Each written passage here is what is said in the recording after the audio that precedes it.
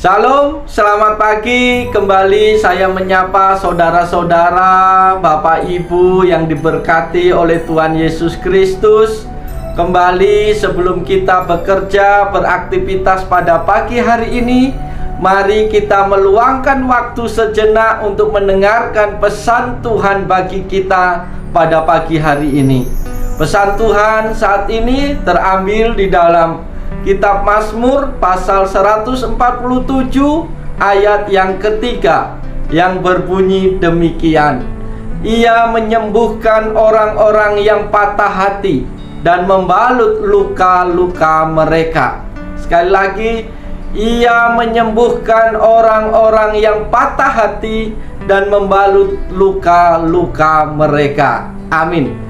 Bapak, Ibu, Saudara yang dikasihi dan yang diberkati oleh Tuhan Yesus Kristus, di era tahun 1090-an ada lagu yang begitu booming, lagu yang begitu digemari banyak orang.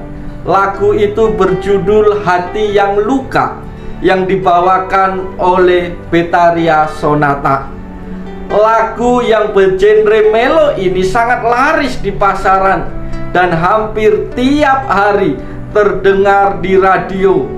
Ini mengisahkan tentang luka hati yang dialami oleh wanita yang tersakiti oleh seorang laki-laki. Akibat perlakuan yang tidak baik ini, si wanita terluka hatinya. Hati yang terluka ini biasanya disebut juga luka-luka batin. Saudara-saudara, Bapak Ibu yang dikasihi Tuhan, dalam kehidupan ini pun sering kali terjadi peristiwa-peristiwa yang menimbulkan goresan-goresan luka dalam diri seseorang. Goresan-goresan luka yang ada itu kian hari kian membentuk suatu sikap tertentu dalam diri orang tersebut. Bukan hanya orang-orang di luar Tuhan yang pernah merasakan luka-luka hati, tapi ada begitu banyak orang percaya juga yang mengalami luka hati, bahkan mungkin lebih parah, lebih kronis. Luka hati adalah rasa sakit di dalam hati yang diakibatkan perlakuan tidak baik oleh pihak lain, entah berupa intimidasi, ketidakadilan, penghinaan, tidak dikasihi, tidak diperhatikan, kekerasan fisik, pelecehan, penolakan, kebencian, kepahitan, tekanan, dan berbagai hal bisa menyebabkan luka-luka hati. Tetapi pada pagi hari ini ada berita sukacita yang hendak saya sampaikan kepada siapapun yang mengalami luka-luka hati ini. Pesan Tuhan pada pagi hari ini yang perlu kita ingat adalah, yang pertama, Bapak Ibu Saudara yang diberkatin Tuhan, luka hati itu bisa dipakai oleh si jahat untuk menghambat orang-orang percaya untuk bertumbuh. Alkitab menggambarkan keadaan orang yang terluka hatinya itu sebagai orang yang robek jiwanya, patah hatinya, remuk jiwanya, hancur hatinya, dan sebagainya. Menyerang hati dan membuat terluka adalah cara yang dilakukan oleh si jahat untuk menghambat kemajuan seseorang, serta menghalangi orang percaya mengalami penggenapan-penggenapan janji-janji Tuhan di dalam kehidupannya. Bukan hanya itu, saudara-saudaraku yang dikasihi Tuhan, iblis juga selalu berusaha mengungkit-ungkit semua pengalaman-pengalaman buruk yang terjadi di masa lalu, supaya saudara dan saya itu terus dihantui oleh trauma yang berkepanjangan, sehingga kita juga akan terus merasa bersalah dan dipenuhi oleh pikiran-pikiran yang negatif. Ketika orang percaya mulai terluka hatinya, akan timbul rasa kecewa, benci, sakit hati, kepahitan, dendam, depresi, dan tidak bisa mengampuni, tawar hati, apatis, dan akhirnya menjadi ragu dan sangsi akan kuasa Tuhan di dalam hidupnya. Dan inilah yang dirindukan, dan inilah yang menjadi sasaran si jahat untuk menghambat pertumbuhan rohani anak-anak Tuhan.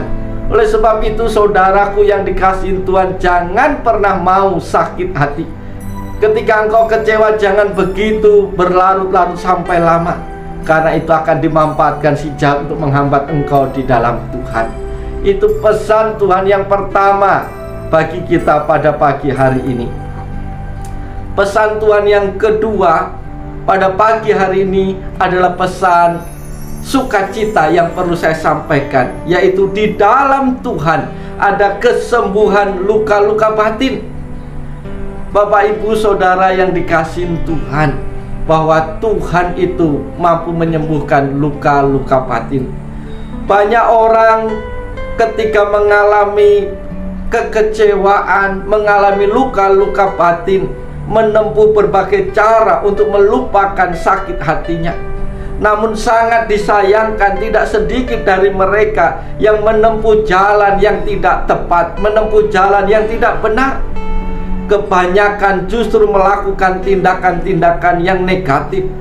Ada yang menumpahkan segala kekesalan hatinya lewat media sosial, curhat di media sosial walaupun itu aib, dengan kata-kata yang kasar dan kurang pantas. Bahkan banyak pula yang lari kepada rokok, mabuk-mabukan, dugem, bahkan sampai mengkonsumsi obat-obatan terlarang.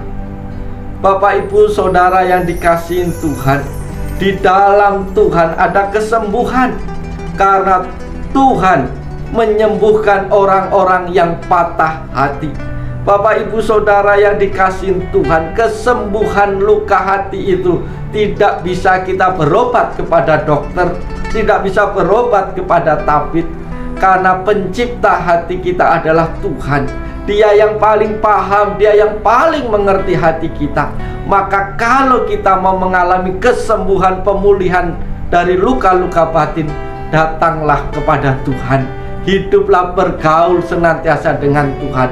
Maka kesanalah pemulihan, kesembuhan itu akan terjadi. Tetapi ketika engkau lari dari Tuhan, ketika engkau menjauh dari Tuhan, maka luka hatimu akan semakin parah, karena tidak ada obatnya. Luka hatimu akan semakin kronis, menggerogoti kehidupan rohanimu, yang pada akhirnya menimbulkan depresi, dan tidak sedikit orang mengambil keputusan untuk bunuh diri. Sangat disayangkan, saudara-saudara, kita yang punya Tuhan yang hebat, yang luar biasa, yang berjanji akan menyembuhkan luka-luka batin itu, mengapa kita tidak mau datang sujud di hadapannya? Di sanalah ada sentuhan kasih Tuhan. Tuhan mengerti bahasa tetesan air mata kita. Tuhan mengerti apa yang menjadi keluhan kita, luka hati kita, karena Tuhan pencipta hati kita.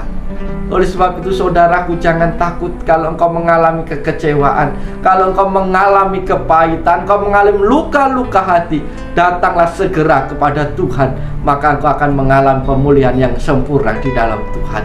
Itu pesan Tuhan yang kedua. Pesan Tuhan yang ketiga bagi kita pada pagi hari ini, saudara-saudaraku yang dikasihi Tuhan, ini berita sukacita juga kepada kita, yaitu Tuhan itu peduli kepada yang patah hati, karena Tuhan ingin membalut luka-luka hati mereka. Bahkan di dalam Mazmur pasal 34 ayat 19 dikatakan, Tuhan itu dekat kepada orang-orang yang patah hati, dan Ia menyelamatkan orang-orang yang remuk jiwanya. Tuhan peduli kepada orang-orang yang patah hati. Tuhan peduli kepada orang-orang yang remuk jiwanya. Oleh sebab itu, saudaraku, mari jangan tunda-tunda datang kepada Tuhan ketika engkau mengalami sesuatu yang tidak baik dengan hatimu. Dalam keadaan seperti apapun, Tuhan sebenarnya selalu menyertai kita. Hidup kita memang tidak akan pernah 100% tanpa masalah. Selalu ada tekanan-tekanan, ada rasa sakit dalam hidup kita, yang jika kita sikapi dengan kekuatan kita sendiri, kita tidak akan mampu. Tapi yakinlah bahwa Tuhan peduli akan hidupmu. Tuhan peduli akan masalahmu. maka ketika Tuhan peduli, ketika Tuhan memperhatikan, maka Tuhan tidak akan pernah tinggal diam dengan apa yang menjadi masalahmu. Luka hati kita akan dibalut Tuhan dengan kasih sayangnya. Luka-luka batin kita Tuhan akan sembuhkan dengan kasih karunia anugerahnya yang melimpah.